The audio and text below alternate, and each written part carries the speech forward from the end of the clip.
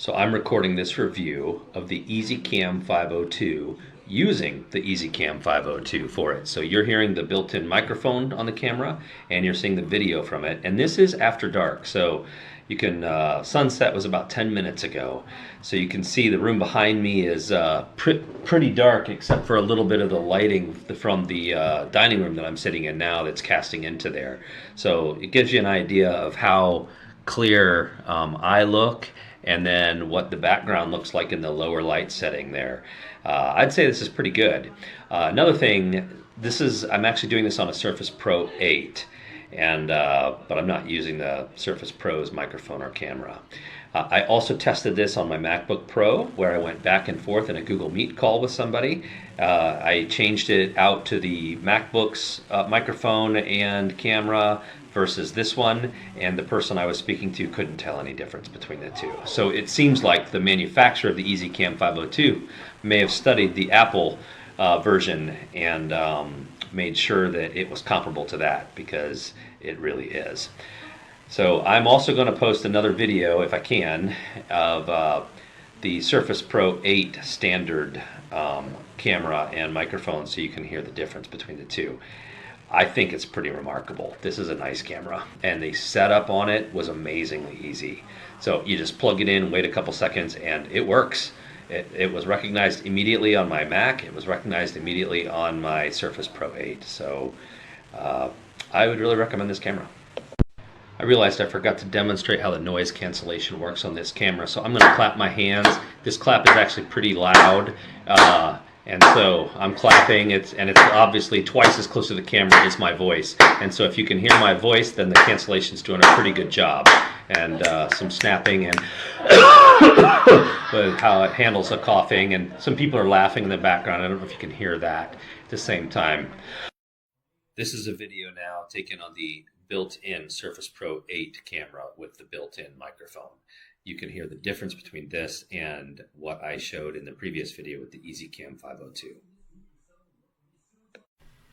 Hey everybody, this is a review of the NEWORK 4K camera. I'm doing this in split screen so you can see on the left-hand side my old camera, and on the right-hand side the NEWORK camera. So you can see the difference here. My old camera is a Logitech. It's a 1080p camera. You can see that the definition isn't quite as good. If you look at the details in my hair, it's a little fuzzier. Over on the other side, you can see a lot more detail. However, the color reproduction is a lot more accurate, and I don't have any filtering going on. You get all the grain and everything in these pictures. My light, I've got studio lights, they're fairly bright. But what's really odd is, you're seeing, this kind of greenish cast on the NEWORK one, which you could probably resolve with some filters and things like that, but you shouldn't have to do that. So my opinion is I prefer my Logitech one, which is what I'm going to continue using, even though it isn't 4K, 8 Super HD. It is HD. But yeah, so just so you know, that's what I'm looking at. I got a pretty grainy picture from the NEWORK camera, and I don't like the color. It washes me out, makes me look really pale.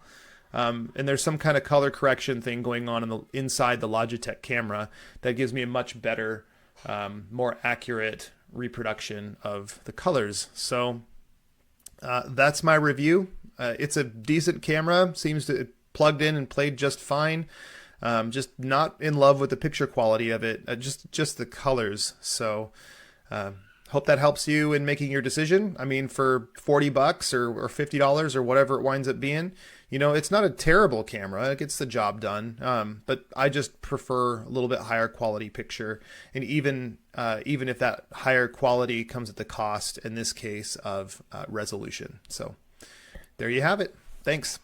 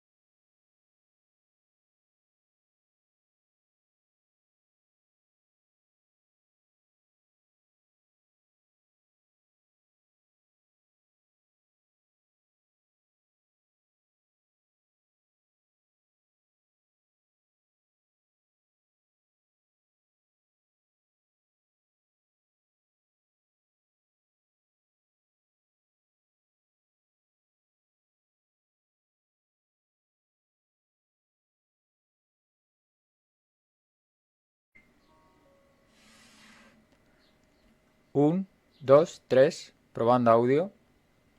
1, 2, 3, hola, hola, sí.